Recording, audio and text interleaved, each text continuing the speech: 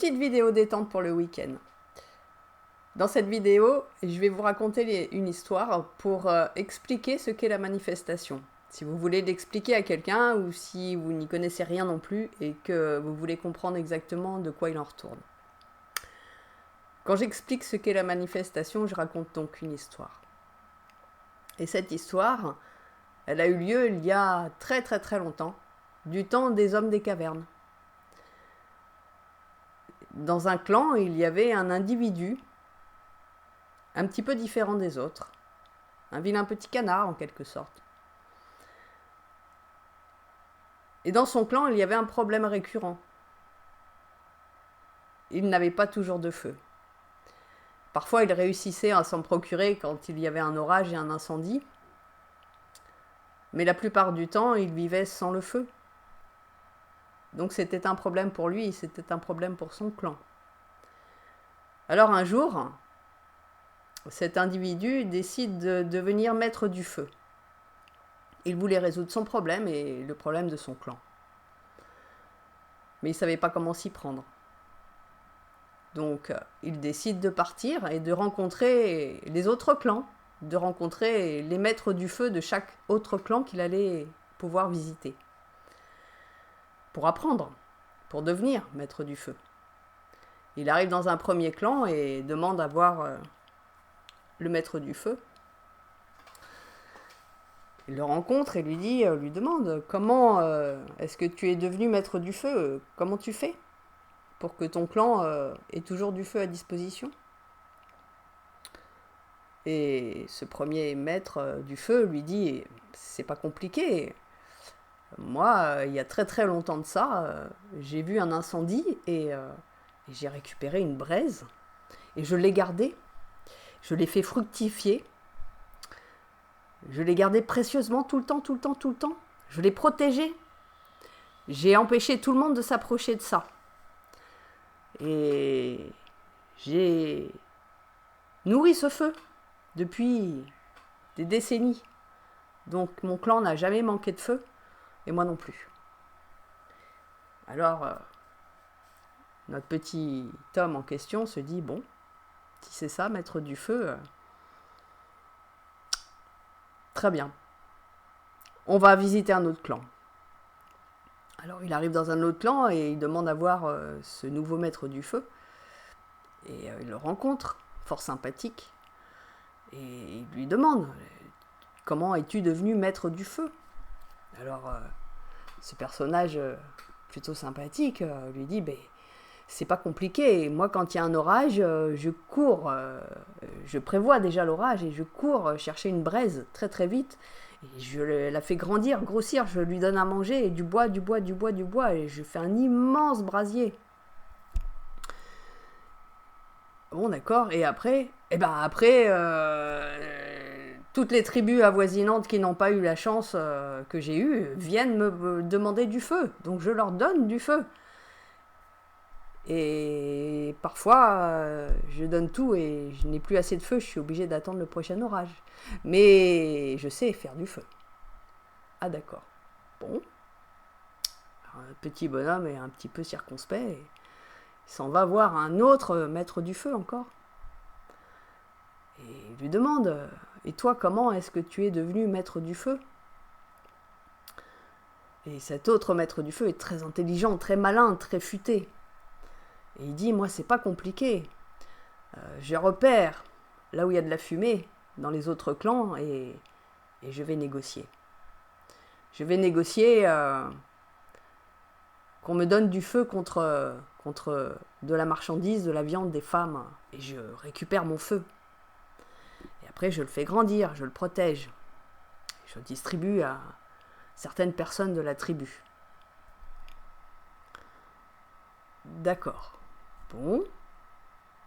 Puis notre petit individu et petit personnage, il est toujours pas très convaincu. Il dit, il n'y a pas un maître du feu qui me dit la même chose. Il faut que j'aille en voir un autre.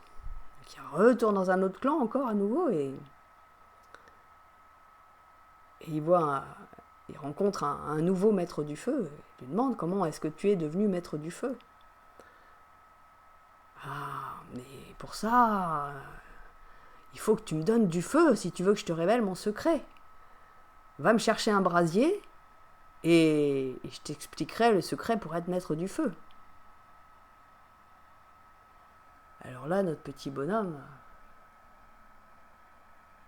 il reste sans voix. Il dit, mais si tu es maître du feu, pourquoi est-ce que tu me demandes du feu pour dire que tu es maître du feu, pour m'apprendre à être maître du feu? Je comprends pas. Mais c'est comme ça le secret. Pour avoir toujours du feu, il faut demander du feu. Et tu donnes le secret. Mais alors ton secret, c'est bidon. Chut, faut pas le dire. Ah, d'accord. Toujours pas convaincu. Petit bonhomme, il va voir encore un autre clan. Je veux rencontrer le maître du feu de votre clan. Alors, il le rencontre. C'est un clan très important, hein, très opulent, il y a des brasiers partout, c'est magnifique. Ça pète de lumière, tout le monde est heureux et danse autour des brasiers, c'est superbe. Ah, ça y est, là, je suis sûr que j'ai trouvé un maître du feu. Il y a beaucoup de feu, là, dans cette tribu, ils n'ont pas l'air de manquer, ceux-là. Alors, il discute avec ce maître du feu, il dit, comment t'as fait pour devenir maître du feu, avoir autant de brasiers partout? Bah, il dit, c'est pas super compliqué, hein. Au départ, j'avais un tout petit foyer. Mais j'ai compris que le feu mangeait le bois. Alors comme j'ai un grand clan, eh bien, nous avons cerné tous les bois alentours et nous les avons gardés pour nous. Nous avons décidé qu'ils étaient notre propriété. Donc, quand quelqu'un veut du feu et du bois, eh bien, il doit nous apporter quelque chose en échange. Mais quelque chose de très très très précieux. Sinon, ils repartent. Ah, d'accord. Donc vous faites un peu commerce. Ah, mais tu sais, il n'y a pas de secret, hein.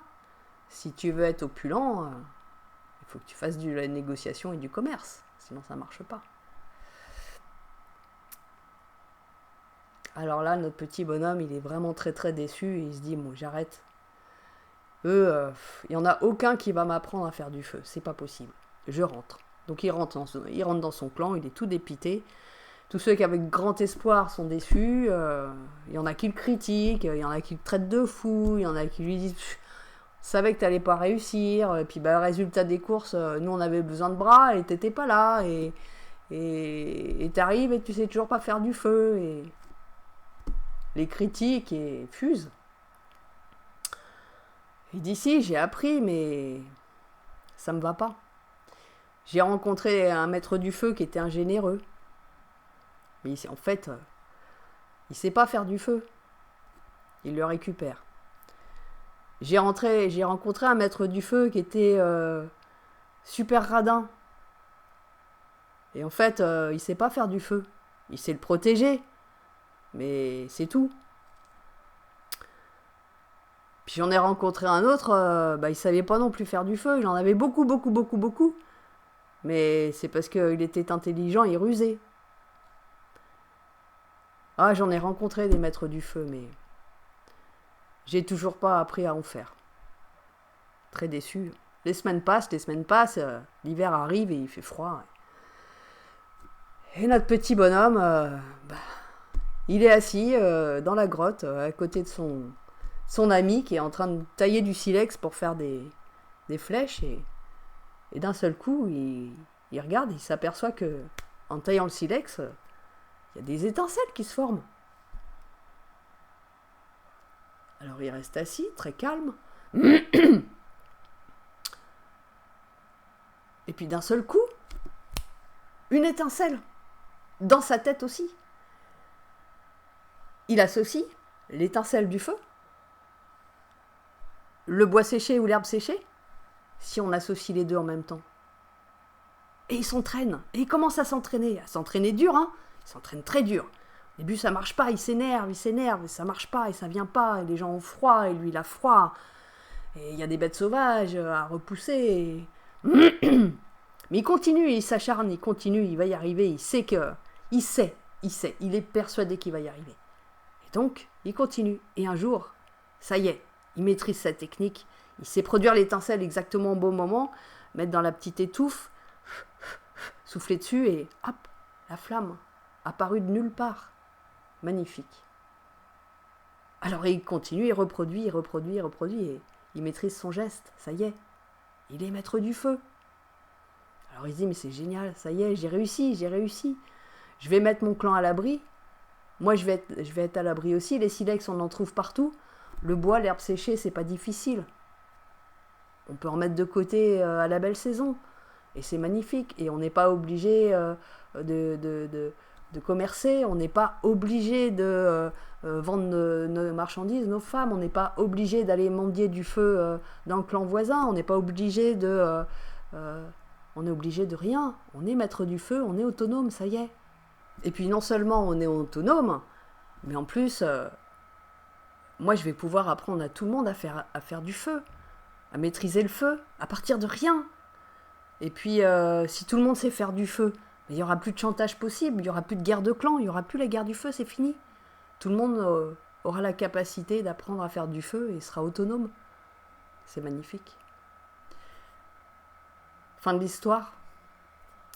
Donc la manifestation, eh bien c'est ça en fait. C'est ne pas se contenter de ce qui se fait, de ce qu'on peut observer et d'aller voir des faux maîtres, mais de pousser cette réflexion au-delà de son besoin et au-delà de son désir, jusqu'à arriver à un calme total. Même si on est un peu dans la déception, c'est pas grave. Mais être juste dans le calme et attendre l'intuition. Eh bien, la manifestation, c'est ça. C'est l'intuition qui est priorisée par rapport à toutes les autres formes de réflexion. C'est résoudre ses problèmes grâce à l'intuition, s'apercevoir que son problème n'est pas que son problème, mais le problème de beaucoup d'autres personnes, et qu'à partir du moment où on peut maîtriser l'accès à son intuition, on peut aussi partager comment on fait, comment on résout ce problème grâce à l'intuition. C'est ça la manifestation.